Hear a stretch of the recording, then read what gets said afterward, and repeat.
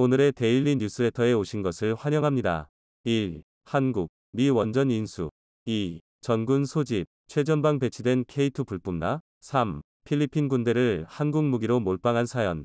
한번 진실을 알아봅시다. 한국은 원자력 발전소 시장에서 선호하는 아이로 인정받으며 압도적인 기술력을 보여주며 이 분야에서 중요한 위치를 차지하고 있습니다.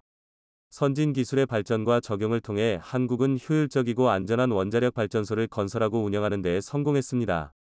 한국의 원자력 기술은 깔끔하고 신뢰할 수 있는 에너지를 제공하는 세계 최고 수준의 기술로 인정받고 있습니다. 강력한 연구 개발 투자 덕분에 한국은 이 분야에서 선진 장비와 기술을 개발하여 높은 성능과 안전성을 보장하고 있습니다. 원자력 기술과 원자력 발전소 생산 역량에 대한 평판으로 인해 한국은 전 세계 다른 국가들로부터 협력 요청과 관심을 받고 있습니다. 한국의 원자력 회사들은 원자력 기술과 장비의 수출 계약을 맺으며 다른 국가들의 원자력 발전소 건설에 기여하고 있습니다.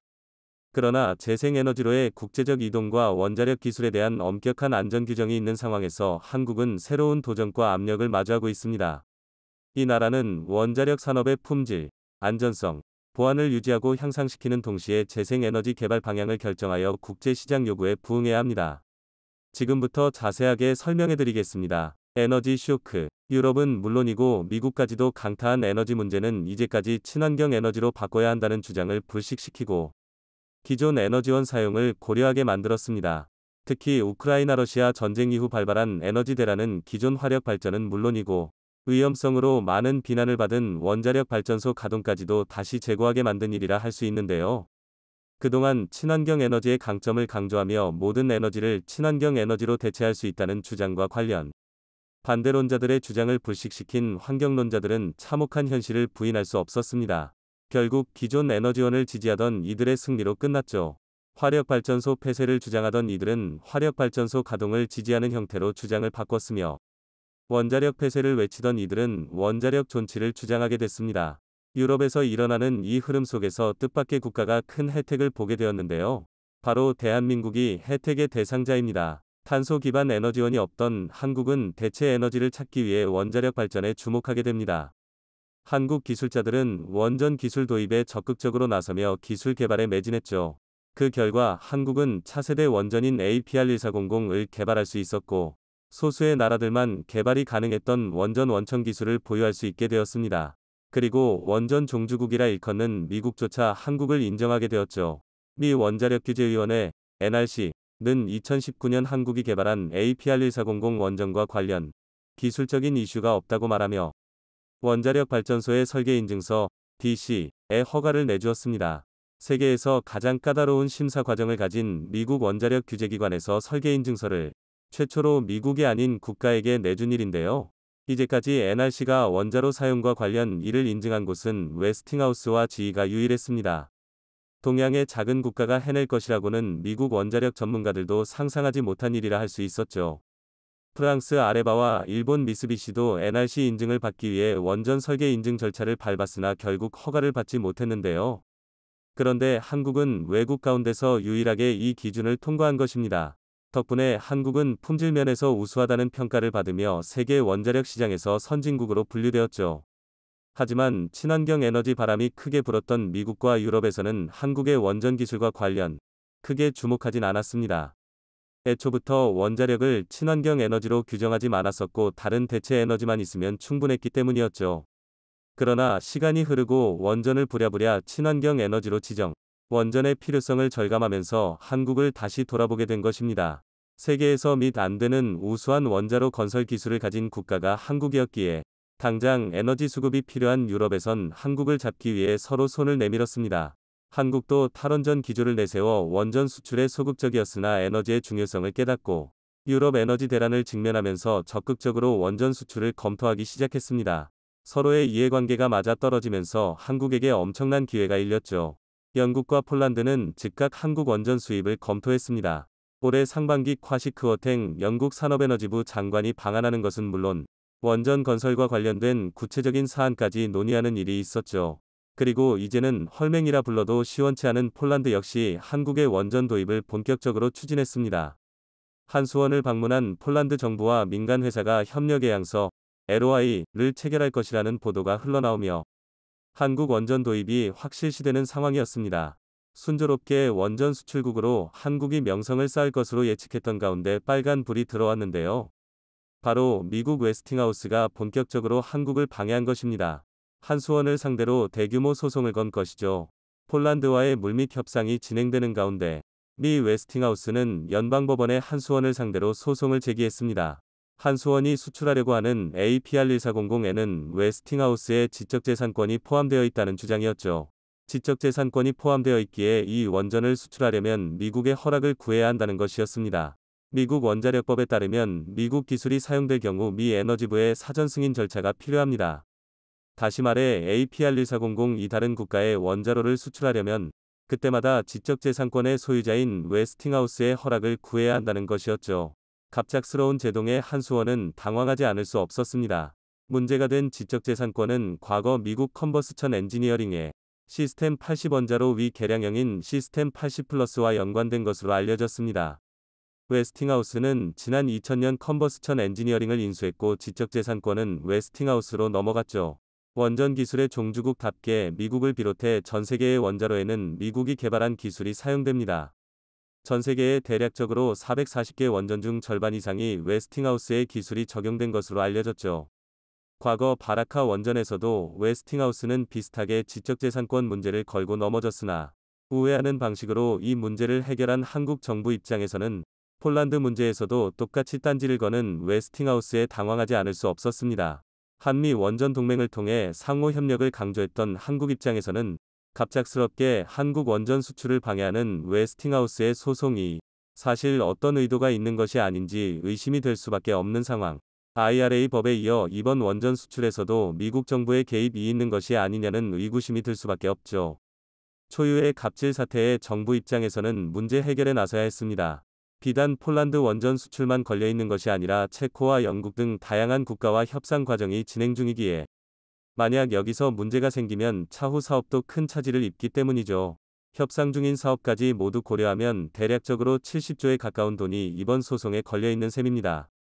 웨스팅하우스 입장에서는 이번 소송을 기점으로 경쟁에서 앞서가겠다는 의지를 피력하고 있는데요.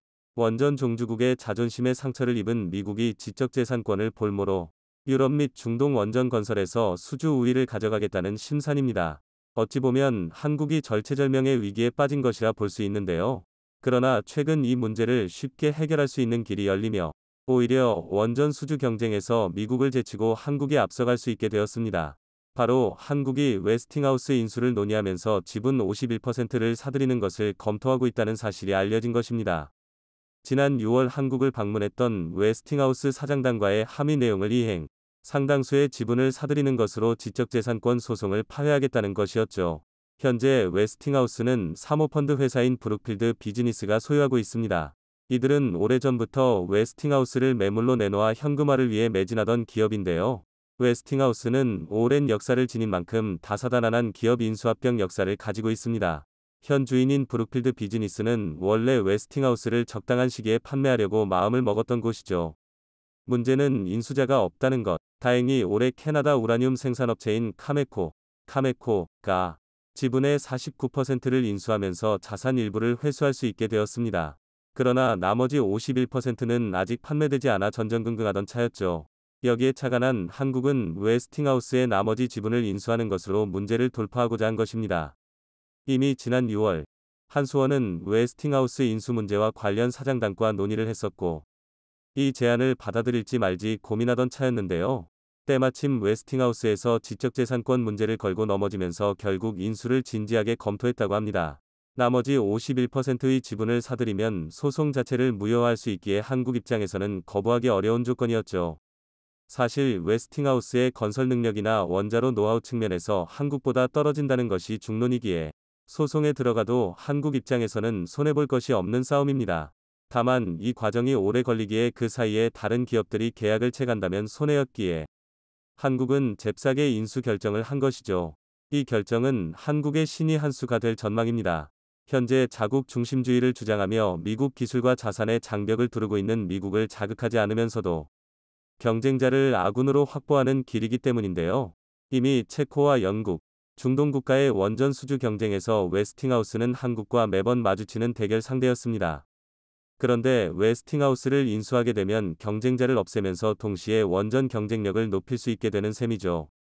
위기라고 여겨졌던 일이 사실 위기가 아닌 셈. 미국 뜻대로 끌려다니는 것이 아니라 한국이 주도적으로 문제를 해결할 수 있게 되면서 한국 원전은 더욱 비상할 것으로 전망되는데요. 앞으로 수요가 더욱 늘어나는 원전 시장에서 한국이 압도적인 기술력과 경쟁력을 바탕으로 계속해서 수주에 성공하길 기원해 보겠습니다. 세계 3차 대전이 코앞까지 다가온 듯합니다. 제2차 세계대전은 독일이 폴란드를 공격하며 시작됐었습니다. 그리고 오늘 새벽 러시아가 폴란드를 공격했다는 충격적인 소식이 들려왔습니다. 폴란드군은 즉시 전군의 총동원령을 내리고 비상준비 태세를 명령했는데요. 또한 러시아와 맞서는 동부 전선의 K2 전차의 전진 배치를 명령했다고 합니다. 이번 사태가 세계 정세에 어떠한 영향을 미칠 것인지 자세한 소식 알아보도록 하겠습니다. 오늘 새벽 러시아의 미사일이 우크라이나에 인접한 폴란드 동부 국경지대의 마을 프르제오도우에 떨어져 2명이 사액스하는 사태가 발생했습니다. 폴란드는 러시아의 공격에 대응하기 위해 폴란드 전역의 군사대비 태세를 격상시키고 즉시 긴급국가안보위원회를 소집했습니다. 미 백악관은 현재 사태를 파악 중이며 국가안보보좌관은 이미 폴란드와 이번 사태에 대한 논의를 진행 중이라고 밝혔습니다. 또한 미 국방부 대변인은 우리는 나토의 모든 영역을 방어할 것이라고 분명히 밝힌다며 러시아의 이번 공격에 강경하게 대응할 것을 표명했습니다. 우크라이나 전쟁 개전 이후 처음으로 나토 회원국이 공격을 받는 사태가 발생했습니다. 이로 인해 전쟁이 유럽 전체로 확전되지 않을까 하는 우려가 커지고 있습니다. 하필이면 2차 세계대전의 시작도 폴란드의 침공과 함께 시작됐었죠. 그런데 러시아 측에서는 이번 사태에 대해 폴란드와 우크라이나의 자작극이라는 말도 안 되는 주장을 펼치고 있습니다. 하지만 폴란드 측에서는 미사일이 러시아제임을 확인했고 즉시 러시아 대사를 소환해 해명을 요구하고 있는 상황입니다. 이번 사태로 나토 헌장 5조가 발동될지에 대해 귀추가 주목되고 있습니다. 나토 헌장 5조란 회원국 가운데 한 나라가 공격을 받으면 회원국 전체에 대한 침공으로 간주하고 개별 회원국들이 집단으로 대응한다는 내용으로 나토 동맹을 유지하는 핵심 조약이라고 할 수 있습니다. 2001년 미국 본토가 공격당한 9.11태 X 당시 나토 헌장 5조가 처음으로 발동됐었고 이후 단 한 번도 발동된 적이 없었습니다. 현재 폴란드의 요청으로 나토 헌장 4조 영토 보전과 정치적 독립 또는 국가 안보가 위협받고 있다는 특정 회원국의 의견이 있을 경우 회원국이 함께 문제협의가 발동되어 나토 회원국들의 긴급협의회의가 소집된 상황입니다. 4조로 소집되는 회의는 5조를 발동하기 위한 바로 전 단계에 해당되는데요. 만일 러시아의 의도적인 공격임이 확인된다면 나토 헌장 5조가 발동되기에 충분한 근거가 될 수 있습니다. 하지만 일각에서는 이번 사태의 결말이 엄중한 항의와 경고에 그칠 것이라 예상하고 있기도 한데요. 미국에서 러시아와의 확전을 우려하고 있기 때문입니다. 나토의 본격적인 참전은 안 그래도 핵무기로 전 세계를 협박하고 있는 푸틴을 자극해 정말로 핵전쟁으로 이어질 수 있다는 위험을 안고 있습니다. 러시아에서 이를 노리고 나토의 분열을 획책하기 위해서 벌인 것이라는 주장도 나오고 있습니다. 하지만 미국은 몰라도 유럽 국가들은 이번 사태를 심각하게 바라보고 있는 듯 합니다. 나토뿐만 아니라 EU도 이번 사태에 대응하기 위해 긴급협의회의를 소집했다는 소식이 들려왔습니다. 샤를 미셸 EU 정상회의 상임위장은 현재 인도네시아에서 개최 중인 G20 정상회의에서 EU 긴급 정상회의 소집을 요청했습니다. 미셸 의장은 SNS를 통해 방금 마테우스 모라비에츠키 폴란드 총리와 이야기를 나눴고 폴란드 지지에 대한 EU의 완전한 통합과 연대를 보장했다며 나는 16일 발리에서 G20 참석 EU 정상들의 협의회의를 제안한다고 밝혔습니다. EU 역시 폴란드의 지지를 보내며 만약에 사태가 벌어질 경우에 대비하고 있습니다. 러시아 측은 이번 사태에 대해 어떤 책임도 없다고 혐의를 부정하고 있는데요. 폴란드는 전군의 준비 태세를 명령하며 언제라도 방어에 나설 준비를 마쳤습니다. 그리고 폴란드로 향한 K2 흑표전차와 K9 자주포가 러시아와 맞서는 폴란드 최전선인 동부전선에 배치되었다는 소식이 들려왔습니다. 폴란드 국방부 장관 부와슈차크 부총리는 폴란드 육군 제16기계화 사단에 K2 흑표전차를 배치한다고 밝혔었습니다. 또한 K9 자주포는 폴란드의 K9 파급형인 크랩과 함께 운용될 예정입니다. 숱하게 침략당했던 역사를 가지고 있었던 폴란드이기에 이번 사태에 신속하게 군을 배치하고 대응하고 있는 모습을 보여주고 있습니다. 러시아의 폴란드 공격은 개전 이후 최악의 자충수가 될 것으로 예측되고 있습니다. 한편 러시아의 이번 공격이 사고였을 것이라는 주장도 제기되고 있는데요. 폴란드가 공격당한 것과 동시에 우크라이나 전역의 개전 이후 최대 규모의 대규모 공습이 이루어졌었는데요. 현지 시간 15일 우크라이나 수도 키이우를 비롯한 전국 주요 도시에 미사일 공격이 퍼부어졌습니다. 지난 공격과 마찬가지로 주요 기반 시설에 미사일 공격이 집중되면서 우크라이나 전역에 정전 피해가 발생했습니다. 젤렌스키 대통령은 지금까지 탄도미사일 85발이 날아든 것으로 파악된다. 추가 공격이 예상되니 피난처에 머물러 달라고 밝혔습니다. 우크라이나 방공군은 지난 폭격 이후 긴급히 서방에서 들여온 방공 시스템으로 약 70발이 미사일을 격추했다고 발표했습니다. 하지만 방공망을 뚫고 떨어진 미사일로 이번에도 민간인들이 무고한 생명을 잃어야 했습니다. 우크라이나로 미친 듯이 쏟아붓던 미사일이 폴란드까지 닿은 것이라는 분석이 나오고 있습니다.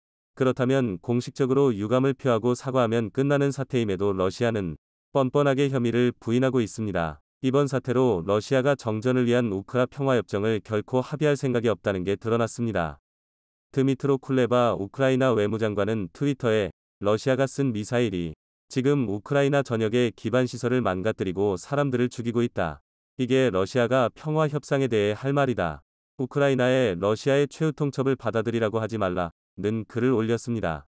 우크라이나와 폴란드 공격이 벌어진 것과 같은 날 러시아 타스 통신은 블라디미르 푸틴 러시아 대통령이 외국 시민권을 보유한 러시아인과 러시아 영주권을 가진 외국인 등 이중 국적자들을 징집할 수 있도록 하는 병역법 개정안에 서명했다고 보도했습니다.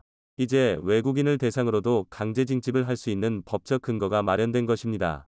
2020년 기준 이중 국적을 가지고 있는 러시아인은 54만 명에 달합니다.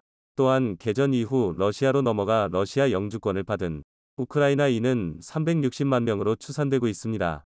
이번 개정안을 통해 수십만의 추가 징병이 가능할 것으로 예측되고 있습니다. 우크라이나와 서방 국가들 때문에 전쟁이 지속되고 있다고 주장하면서 전쟁을 계속하기 위해 외국인까지 징집하고 민간인 거주구를 폭격하더니 이제는 폴란드까지 공격하는 푸틴의 어리석은 행보가 계속되자 러시아의 몇 안 되는 우방인 중국조차 이번 사태에 대해 러시아의 등을 돌려버렸습니다.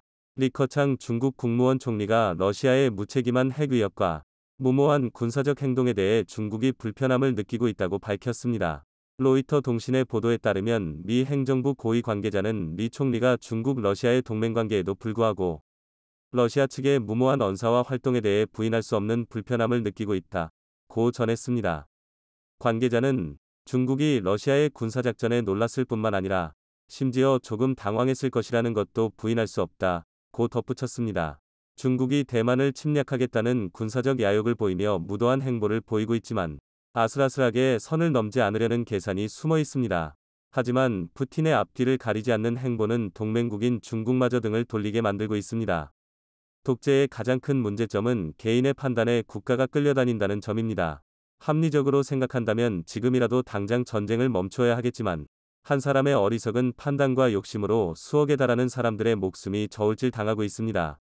연이은 사태로 푸틴이 절대로 전쟁을 멈출 생각이 없다는 게 여실히 드러났습니다. 푸틴 정권이 끌어내려지지 않는 이상 전쟁을 멈추고 평화를 되찾기는 어려워 보입니다. 대한민국도 이번 사태를 주시하면서 러시아의 무모한 움직임에 자극받은 북한이 이를 버리지 않을지 면밀하게 감시해야 할 것입니다. 초유의 사건이 터졌습니다. 바로 자랑스런 한국의 차세대 전투기 KF-21이 필리핀에 수출될 수 있다는 소식이 들려왔기 때문입니다. 특히 필리핀 현지 군사매체들에서 KF-21 보라매를 도입하자는 의견이 많이 늘었다고 하는데요. 필리핀의 다목적 전투기 사업 MRF-2 사업 대상을 사지도 못할 비싼 미국 전투기가 아니라 이미 FA-50으로 신뢰가 인증된 한국의 KF-21로 하자는 이야기가 나온 것입니다. 그러나 우리 국민 중 상당수가 이 소식을 그리 반기지 않고 있습니다. 재정이 그리 풍족하지 않은 필리핀이 분담금 미납, 잠수함 대금 입금 지면으로 욕을 먹고 있는 인니처럼 돈을 내지 않으면 어쩌냐는 것인데요. 그런데 필리핀은 인니와 다르게 FA-50, 호세리잘급 등 각종 군함을 제값으로 구매한 한국 방산무기 시장에서 최고의 우수 고객입니다. 심지어 K3 기관총을 제식기관총으로 채용하고 대통령이 직접 한국 다산기공이 개발한 소총을 만져보며 도입을 검토할 정도로 한국 무기 사랑이 대단합니다. 따라서 필리핀이 KF-21을 살지도 모른다는 이야기는 의외로 매우 가능성이 높고 리스크도 크지 않은 현실적인 이야기입니다. 하지만 그럼에도 너무 불안하다고 이야기하는 이들이 많습니다. 필리핀이 한국 무기를 많이 쓰는 것은 한국이 덤핑에 가까운 저렴한 가격과 각종 사은품을 제공했기 때문일 뿐이며 KF-21이 아무리 잘 나와봐야 수십 년 동안 끊임없이 개량된 미국의 F-16 전투기를 대체하기는 어렵다는 것입니다. 분명 이는 맞는 주장입니다. F-16이 구형 4세대기임에도 불구하고 끊임없는 개량을 통해 최고 성능의 4.5세대기로 진화하며 시장을 장악하고 있는 것은 엄연한 사실입니다. 하지만 한국은 필리핀에 무기를 팔 때 포항급 초계함, 구룡 다면장 로켓 등 구식 무기를 필리핀에 무상으로 제공했습니다. 뿐만 아니라 대한민국은 경제 및 군사안보에 있어 많은 협력을 추진하고 있는데요. 즉 국제정세와 필리핀의 안보정세를 고려했을 때 필리핀이 KF-21을 사는 것은 충분히 가능한 시나리오라는 것이죠. 그래서 준비했습니다. 오늘은 한국 방산 최고의 우수고객 필리핀이 KF-21을 사고 싶어하는 이유에 대해 알려드리겠습니다. 최근 필리핀 공군에게는 큰 고심이 있습니다. 바로 다목적 전투기 사업 MRF입니다. 필리핀군이 운용할 수 있을 정도로 저렴하면서 다양한 임무를 수행할 수 있는 경량 전투기를 도입하기 위해 추진된 사업인데요. 필리핀 공군은 이 MRF 사업을 통해 F-16 블록 52분의 50를 도입하려 했습니다. F-16은 미 공군이 운용하는 전투기 중 가장 저렴하지만 그럼에도 우수한 성능 덕에 세계 여러 나라가 구입한 명품입니다.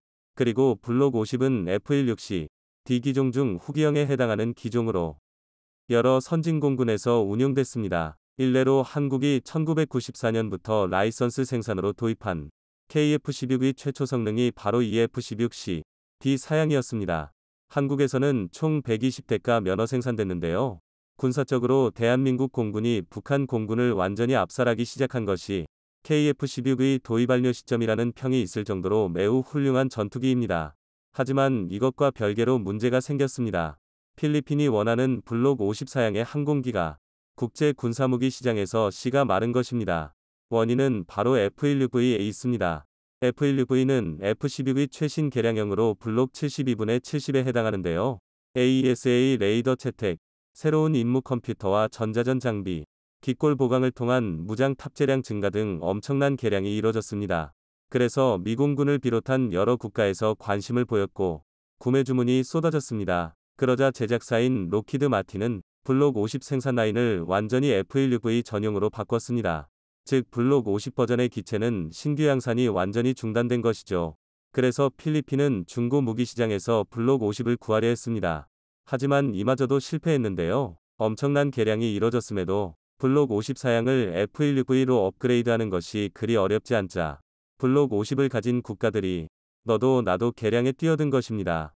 여기에는 우리 대한민국도 있는데요. 얼마 전 대한민국은 1990년대 라이선스 생산에 기령이 30년이 다 돼가는 KF-16을 좀 더 오래 쓰기 위해 F-16V 사양으로 업그레이드하기로 결정했습니다.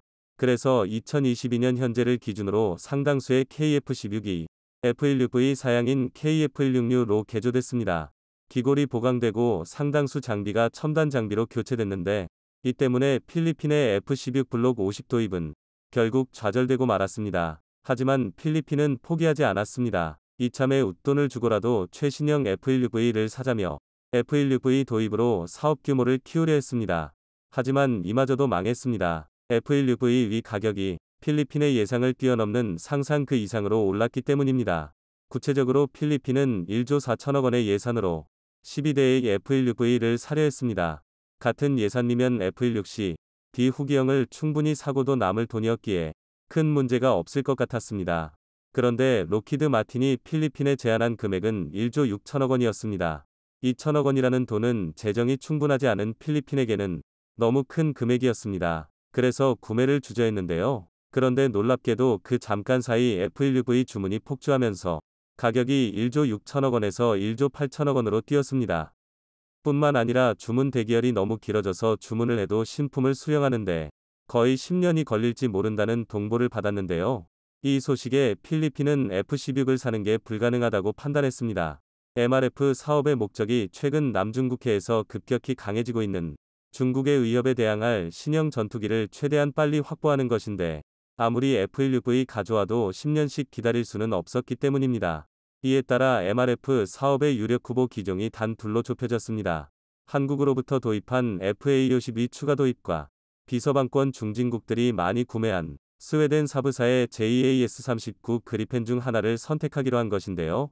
이에 대해 한국은 1조 4천억 원의 24대의 FA50을 제공할 수 있다고 했고, 사브사는 그리펜 C, D형을 14대 제공할 수 있다고 선언했습니다. 그리고 결과는 순식간에 나왔습니다. 바로 한국의 패배였는데요. FA50 기본형과 그리펜의 성능 차이가 너무 많이 났기 때문입니다. JAS-39 그리펜은 전장 14.1m, 전폭 8.4m, 전고 4.5m의 최대 이륙 중량 14톤인 경량 전투기입니다. 총 8개의 하드포인트에 5톤의 무잠을 탑재할 수 있습니다. 그리고 FA50은 전고 13.1m, 전폭 9.5m, 전고 4.9m, 최대 이륙 중량 13.5톤의 경공격기입니다. 총 7개의 하드포인트에 5톤 정도의 무장을 탑재할 수 있습니다. 그리고 둘 모두 미제 F404 엔진의 개량형을 채택했기 때문에 비행 성능에서는 큰 차이가 없습니다. 이렇게만 보면 그다지 성능 차이가 나지 않는 것 같은데요. 그러나 세세한 성능을 보면 격차가 엄청납니다. 먼저 FA50의 전투행동 반경은 440km에 불과한 반면 그리펜의 전투행동 반경이 800km에 달합니다. 그리고 대공무장으로 AIM-9 사이드와인더만 사용할 수 있는 FA50과 달리 그리펜은 5가지 단거리 대공미사일과 3가지 중 장거리 대공미사일이 동합되어 있습니다. 뿐만 아니라 공대지, 공대함 미사일 역시 사용할 수 있습니다. 또 훈련기를 개조한 FA50에 비해 그리펜의 항전 장비가 훨씬 우수합니다. 정리하자면 FA50 기본형은 죽었다 깨어나도 그리펜보다 성능이 떨어집니다. 그런데 반전이 일어났습니다. 코로나 사태가 일어나면서 관광산업으로 큰 수익을 얻던 필리핀 재정이 큰 타격을 받으면서 그리펜 도입이 지연된 것인데요. 그런데 이 잠깐의 지면으로 인해 판세가 한국으로 기울었습니다. 바로 FA50 블록 20 때문인데요. 방산 수출에 관심이 많으신 분이라면 다들 아시다시피 최근 한국은 폴란드에 48대의 FA50을 수출하기로 결정했습니다. 동시에 이집트와도 100여 대가량의 FA50 수출을 논의 중이며 우리 공군도 FA50 20대를 주문했습니다.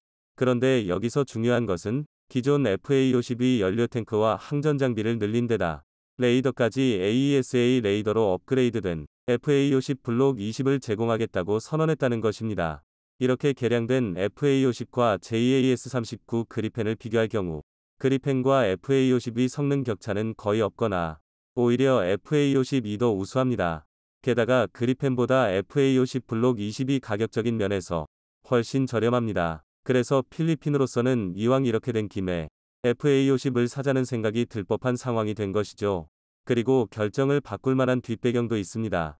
사실 스웨덴 사브사가 팔겠다는 그리펜 전투기는 사브사의 악성 재고입니다. 한창 수출이 잘 될 때 생산했다가 고객이 없어 방치된 전투기들인데요. 그래서 스웨덴은 땡처리를 하겠다고 12대를 산다는 필리핀에게 이 대를 더 준다며 판매를 제안했습니다.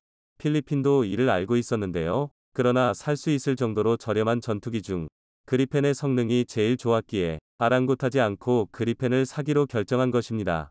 하지만 블록 20을 살 수 있다면 얘기가 달라집니다. 우선 그리펜은 부품 부족 문제가 발생할 가능성이 매우 높습니다. 그 이유는 그리펜의 동체를 늘려 성능을 강화한 그리펜 NG가 너무 높은 단가로 인해 수출이 부진해지면서 그리펜 관련 부품의 생산이 아예 멈춰버릴지도 모를 상황이기 때문인데요. 반면 FA50 블록 20은 이제 막 생산을 시작한 신기종이며 수출 물량도 엄청나게 늘고 있습니다.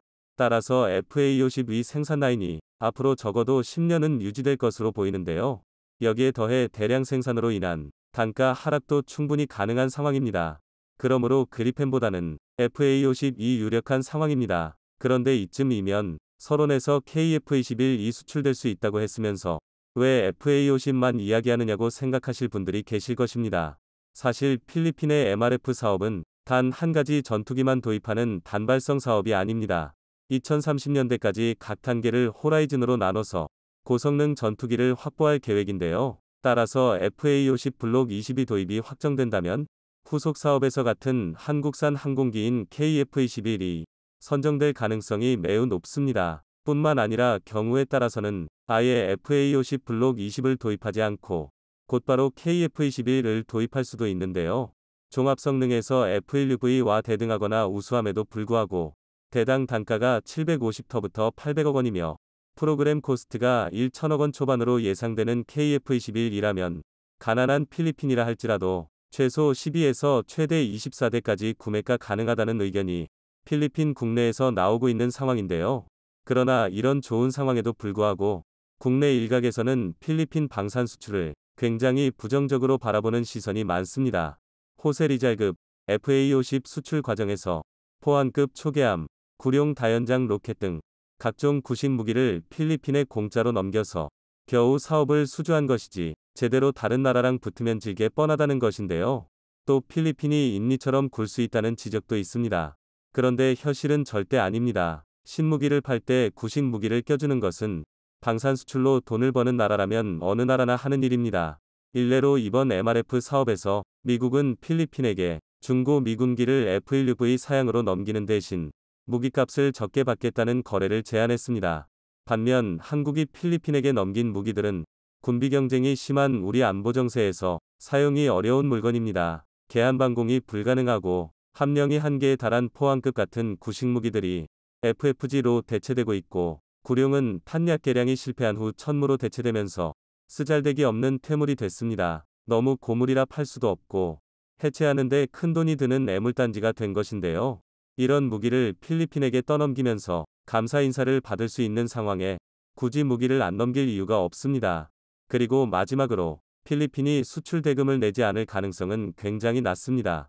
동남아에서 대국 행세를 하고 싶어 무기를 구매하는 인니와 달리 필리핀은 중국의 위협이라는 현실적 위협에 대응하기 위해 무기를 구입하는 중입니다. 간단히 말해 돈 몇 푼 따지면서 사업을 질질 끌 처지가 아니므로 돈을 안 낼 걱정은 하실 필요가 없습니다.